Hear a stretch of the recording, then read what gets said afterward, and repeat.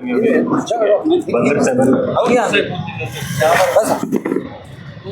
तुम्ही या पंगड साहेब म्हणजे आज कृषी उत्पन्न बाजार समिती चाकण या ठिकाणी कांद्याच्या प्रश्नाच्या संदर्भामध्ये या आंदोलनाचं नियोजन आम्ही या ठिकाणी केलं.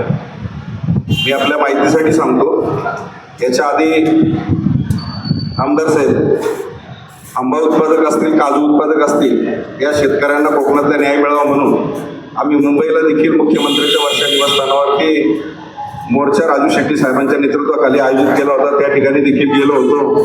त्यानंतर नवरदेव चित्रपटाचं प्रदर्शन नारायणगावला या ठिकाणी झालं, कारण शेतकऱ्याच्या मुलांची लग्न त्या ठिकाणी होत नाहीत. त्याही ठिकाणी राजू शेट्टी साहेब आले होते.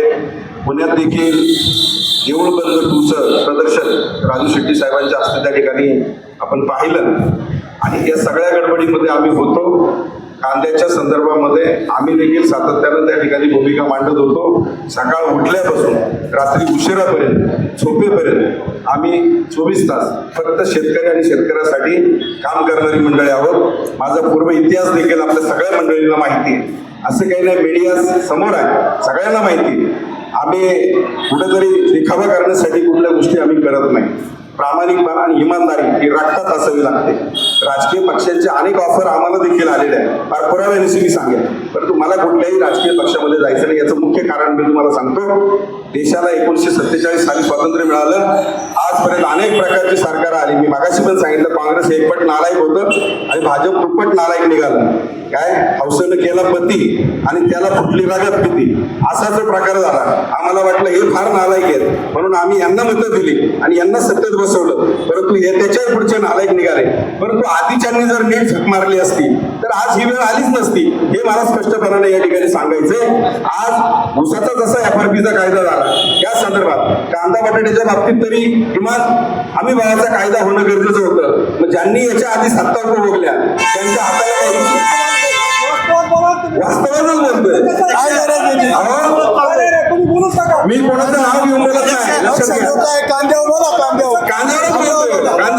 थांबा, हे बघा, एवढी मिरची कुठल्या पक्षाच्या लोकांना झोपायची काय करत, हे वास्तव सत्य आहे. एक लक्षात घ्या. हे बघा, हे विचार मांडण्याचे मला अधिकार आहे. तुम्ही बोलायचं नाही, मी कोणाचं नाव घेत नाही. कुठल्या पक्षाचे कोण असतील मला काही घेतलेलं नाही. हे वास्तव सत्य आहे की या आधी देखील स्वामीनाथन आयोग काँग्रेसच्या काळामध्ये नेमला. ही वस्तुस्थिती आहे. माझ्या शेतकरी बांधवांना मला सत्य सांगायचंय आणि काँग्रेसच्याच काळात त्याच्या शिफारसी त्या ठिकाणी दिल्या. परंतु काँग्रेस सरकारनं तो स्वामीनाथन आयोग लागू केला नाही. ही भूमी शरद जोशी साहेबांची भूमी आहे. मला सत्य सांगायचंय, शरद जोशी साहेबांचा विचारच घेऊन आम्ही त्या ठिकाणी निघालेलो आहोत. आणि स्वामीनाथन आयोग जर तुम्ही लागू केला असता काँग्रेसने तर आज ही परिस्थिती आली नसली. भाजपने देखील जाहीरनाम्यामध्ये सांगितलं आम्ही सत्तेत आल्यानंतर दीडपट हमी भाव देऊ उत्पादन खर्चाच्या. भाजपने देखील आपली फसवणूक केली. मला कोणाचीही बाजू घ्यायची नाही. सगळ्यांनी आम्हाला कसं फसवलंय हेच मला या ठिकाणी सांगायचंय आणि वास्तव सांगण्यासाठी आम्ही आज या ठिकाणी प्रामाणिकपणे हे करतोय. आज जसं ऊसाच्या बाबतीमध्ये कायदा झाला, त्या संदर्भात कांदा बटाटा हा काही नाशवंत माल नाही. भाजीपाला वगैरे बाकीच्या ठिकाणी मी समजू शकतो. या संदर्भात जरी काही भूमिका तुम्ही घेतली असती तर ही कांद्याच्या संदर्भात आंदोलन करण्याची पहिलीच वेळ आहे. याच्या आधी आंदोलन झालीच नाही का? मला म्हणायचं नाही. मी मगाशी सांगितलं भाजप दुप्पट नालायक निघालाय. मला हे सांगायचंय की ही फरफट नक्की थांबणार कधी? किती दिवस तुम्ही शेतकऱ्यांना फसवणार आहात? किती दिवस दिशाभूल करणार आहात? हे बघा, प्रत्येक जण वेगवेगळ्या डोक्यात घेऊन या ठिकाणी आलेलं आहे. हे खरं बोलणं गरजेचं आहे. तुमचं राजकारण किती प्रामाणिकपणे शेतकऱ्यांना न्याय द्यायचा आहे आणि किती डोक्यात राजकारण आहे. मग हे सगळं जर एवढं इमानदारीने एवढा प्रामाणिकपणा होता तर इतक्या दिवसात का झालं नाही? माझं तर म्हणणं, मगाशी सोन्याचा कोणी उल्लेख केला, आता सोनं सुद्धा गरीबाला लग्न करणं अवघड झालं. कांद्या डिझेल पेट्रोलचे भाव वाढले, CNG वाढलं, सगळं वाढलं. फार खता औषधाच्या किमती वाढल्या. काय स्वस्त राहिलं तेवढं मला सांगा. काल मी झेरॉक्स मारायला गेलो, झेरॉक्स सुद्धा 3 रुपये झाली, 4 रुपयाची. काही स्वस्त राहिलं नाही. मग आज शेतकऱ्याचाच माल स्वस्त का? याला कालचे राज्यकर्ते जबाबदार आहे आणि आजचे तेवढीच जबाबदार आहे. कारण आज जे सत्तेमध्ये आहेत आपण त्यांच्याच नावाने बमलणार. कारण आज तुमच्या हातामध्ये अधिकार आहे. त्याच्यामुळे निश्चितपणानं हे आजच्या सरकारचं अपयश आहे. आहे आताच्या घडीचं जे काही प्रकार सुरू आहे त्याला राज्यातलं आणि केंद्रातलं जे भाजपचं सरकार आहे हे याला जबाबदार आहे. परंतु याच्या आधी सुद्धा खूप काही चांगलं घडलं असं समजायचं कारण नाही. आमचा झालाय फुटबॉल, इकडून लाच घातली का तिकडं आणि तिकडून लाच घातली का इकडं. त्यामुळं हे खरं खरं जरा सांगायला शिका. आणि राहिला प्रश्न, काही लोक म्हणले असं झालं तसं झालं, त्या नंदी चौकामध्ये पहिल्या 5 आरोपींमध्ये मी पण आहे हे लक्षात ठेवा. रात्रभर मी पण रस्त्यावर झोपलोय, माझे सहकारी पण झोपले. पण कुठलंही काम आम्ही क्रेडिट घेण्यासाठी कधीच करत नाही. जिथं जिथं समाजाचा प्रश्न येतो, गोरगरिबाचा, शेतकऱ्याचा, कष्टकऱ्याचा प्रश्न येतो, आम्ही या ठिकाणी आज छाती ठोकपणे सांगतो सगळ्यात जास्त गुन्हे प्रभाकर बांगरच्या अंगावर आहे. माझ्यावर हल्ला झालेला सुद्धा तुम्ही पाहिलं नाही. मला कोणाची काही टिमकी वाजवायला मी या ठिकाणी उभा राहिलो नाही. मला कोणाचंच बी धरायचं नाही. पण प्रामाणिकपणा आणि इमानदारी राखतात असते काय. अरे किती दिवस शेतकऱ्यांची फटफट चालू ठेवणार आहात? कुठेतरी इमानदारी ठेवा. फक्त राजकारणासाठी काही गोष्टी करू नका, मला हे सांगायचंय. आणि म्हणून मी या ठिकाणी बोललो बाय, खरं बोललं की माणसाला मिरच्या लागत. खरं बोललं का म्हणतात ना सख्या आईला राग येतो. मला कुणाला नाव ठेवायचं नाही. एक लक्षात घ्या, तुम्ही माझे काही दुश्मन नाही आहात, काय बांधा शेजारी बांध नाही. आणि कांद्याच्या प्रश्नावरती आज आपण या ठिकाणी उपस्थित झालेलो आहोत. या ठिकाणी सरकारनं 15 रुपये 80 पैशानं सांगितलं नाफेड मार्फत खरेदी करा. नाशिक पुरताच फक्त निर्णय झाला का? अख्ख्या राज्याला तो लागू होत नाही का? आणि मग तुम्ही प्रामाणिकपणे राज्यातल्या सगळ्या बाजार समित्यांमध्ये हा निर्णय लागू करायला पाहिजे होता तात्काळ. आता परवा अमित शहाची बैठक झाली यांची सगळ्यांची, आणि अजून 10 दिवसाची मुदत मागताय तुम्ही. 10 दिवस जाणार त्याच्यामध्ये. आधीच किती शेतकऱ्यांचं वाटोळं झालंय. याच्या आधी देखील ज्या ज्या शेतकऱ्यांनी इथं माल आणून विकलाय त्या शेतकऱ्यांचं किती नुकसान झालंय, किती वाटोळं झालंय. मागाशी सुद्धा आम्ही आमदार साहेबांशी बोलत होतो, सभापतींशी बोलत होतो की बाजार समित्यांकडे सगळं रेकॉर्ड आहे. या आधी ज्या शेतकऱ्यांचा माल या ठिकाणी विकला गेलाय काही शेतकऱ्यांना न्याय मिळाला पाहिजे. इथून मागं ज्या शेतकऱ्यांनी कांदा विकलाय काही शेतकऱ्याला किमान 7 रुपये तरी किलो मागं अनुदान त्या ठिकाणी मिळालं पाहिजे. ही आमची प्रामाणिक भूमिका आहे. आणि नाफेडच्या म्हणण्याप्रमाणे, तुमच्या नाफेडच्या खरेदीप्रमाणे सगळ्याच बाजार समित्यांमध्ये कमीत कमी 16 रुपयाच्या पुढे कांद्याची खरेदी झाली पाहिजे. कारण उत्पादन खर्च जर 16-17 रुपये येत असेल तर शेतकरी आज पूर्णपणे तोट्यामध्ये आहे. या ठिकाणी ट्रॅक्टरचे दर वाढले, डिझेलचे आता रेट आपण डिझेलचे भाव किती वाढले आपण पाहिले. ट्रॅक्टरचे दर वाढले, आता बैल लोकांकडे राहिली नाही. ट्रॅक्टरनी शेतीची मशागत त्या ठिकाणी करावी लागते. आज ट्रॅक्टरचे दर त्याच्यामुळे वाढले, मजुरी वाढली, लाईट बिल वाढलं, खतांच्या किमती वाढल्या, औषधांच्या किमती वाढल्या, सगळं वाढलंय. आणि एका बाजूला जर कवडीमोल भावानं आमचा कांदा या ठिकाणी विकला जात असेल, कांद्याचाच नाही तर सगळ्या शेतीमालाच्या संदर्भामध्ये ही परिस्थिती आहे. कर्जमाफीचा मुद्दा देखील आपल्या समोर आहे. 30 जून ही तारीख सांगितलेली आहे. त्याही मध्ये आमची संघटना अग्रेसर त्या ठिकाणी होती. प्रत्येक ठिकाणी आम्ही असतो. आम्हाला जर, मी परत एकदा इमानदारीने सांगतो, कोणाला काही वाटू द्या, आम्हाला जर राजकारण करायचं असेल तर निश्चितपणानं माझ्यासारख्या कार्यकर्त्याला अनेक पक्षाकडनं ऑफर आहे. परंतु आम्ही कुठल्याही पक्षात प्रामाणिकपणे सांगितलं, छातीला आजो बिल्ला लावलाय, आमची अंत्ययात्रा निघत तो छातीला बिल्ला लावून जाईल. सोयीप्रमाणे जर भूमिका घेणारे लोक असतील तर हे चालणार नाही. शेतकऱ्याला इमानदारीने न्याय मिळाला पाहिजे. ही शेतकऱ्याची फरफट थांबली पाहिजे. आम्ही कालही आंदोलन करत होतो काँग्रेसच्या काळात, आणि आता भाजपच्या काळातही आम्हाला आंदोलन करावी लागतात. शरद जोशी साहेबांनी जे शेतीचं अर्थशास्त्र सांगितलं त्या संदर्भात इमानदारीनं कशा पद्धतीने निर्णय घ्यायला कोणी तयार नाही. फक्त राजकारण करू नका बाबांनो. आम्ही जर पोटतिडकीने बोललो, इमानदारीने बोललो तर कुणाला वाईट वाटायचं या ठिकाणी कारण नाही. कांद्याच्या संदर्भामध्ये निर्यातीला मोठ्या प्रमाणात चालना त्या ठिकाणी दिली गेली पाहिजे. कांदा मोठ्या प्रमाणात निर्यात झाला पाहिजे. निर्यातीच्या संदर्भात काही निर्यात शुल्क असेल किंवा बाकीच्या काही गोष्टी असतील त्या सुद्धा रद्द झाल्या पाहिजे. ही देखील आमची प्रामाणिक भूमिका आहे. आणि या भागामध्ये आपल्या परिसरामध्ये देखील मोठ्या प्रमाणात कांद्याचं पीक येत आहे. त्या संदर्भामध्ये कांदा उत्पादक शेतकऱ्याला त्या ठिकाणी न्याय मिळाला पाहिजे.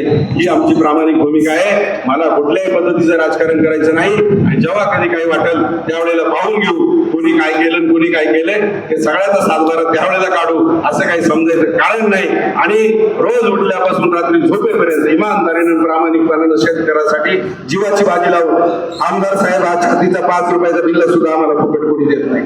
पदरचे 5 रुपये घालून आम्ही छातीला लावतो. त्यामुळं एक लक्षात घ्या, आम्हाला कुठल्या पद मिळालं म्हणून पुढे 2 रुपये मिळाले अशातला भाग नाही. घरादाराचा विचार न करता, लेकरा बाळांचा विचार न करता आम्ही आमची काशीद घालीत असतो.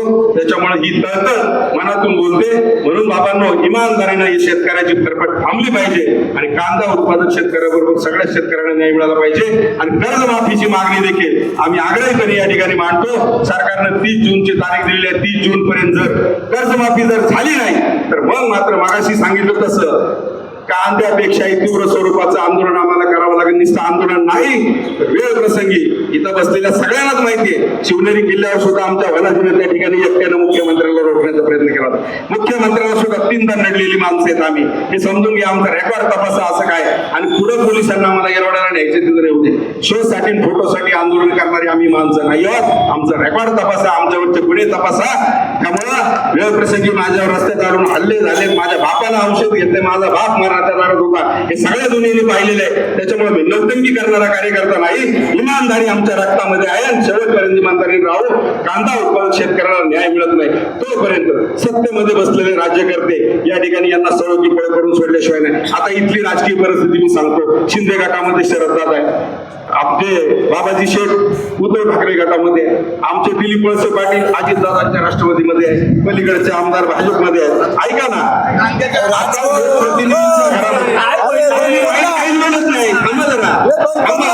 राजकीय परिस्थिती कशी आहे माझं म्हणणं आमच्या तालुक्यात काय घेणं देणं नाही तुम्हाला. काय कोणकोणत्या पक्षाचे काय झाले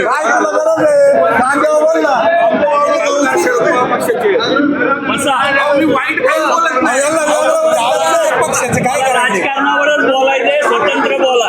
गांधीजी जेव्हा बोला ना काय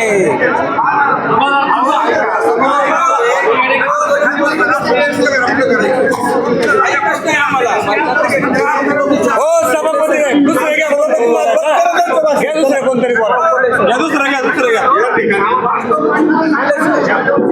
या ठिकाणी मी बाजार समिती संचालक या नात्यानं इथं आंदोलनकर्त्याला आणि इथं बोलणाऱ्याला नेत्याला विनंती करतो की तुमचं राजकारण हा गेला तो गेला, मी काय केलं मी नसतं हे काय सांगायची गरज नाही. मी सांगतो इथं काय पाहिजे, इथं शेतकऱ्यांसाठी काय करायचं, आंदोलन दिशा काय करायचं, हे बाकीचं काय कोणी कुणाला बोलायचं सभापती त्याला एक विनंती. आताचं कांद्याचं आंदोलन चालू आहे, या आंदोलनाबद्दल काय बोलायचं बोला. कोण बोलणार आहे आता? कांद्याचं काय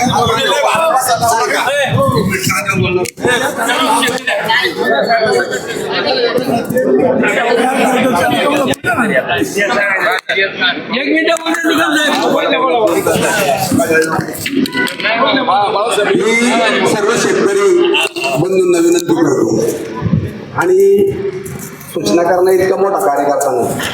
आदरणीय देवदत्त निकम साहेब यांनी या आंदोलनाची ही सुरुवात केली. ह्या आंदोलनाला आपला पाठिंबा द्यायचा आहे. आज तुम्हाला सांगतो आणि हा खरा वाघ आहे आणि याला कांजावर आहे. हा खरा वाघ आहे. मला कोणालाही नाव ठेवायचं नाही, काय नाही काय नाही काय नाही, अजिबात काय नाव ठेवायचं नाही. ऐका मी तुम्हाला सांगतो, सगळ्या शेतकरी संघटना सर्व शेतकरी संघटनांना बरोबर घेऊन आपण उद्याच्या जे आंदोलन होणार आहे त्यांच्या नेतृत्वाखाली आंदोलन करू. ऐका आंबे साहेब, ऐका तुमच्या नेतृत्वाखाली आंदोलन करू.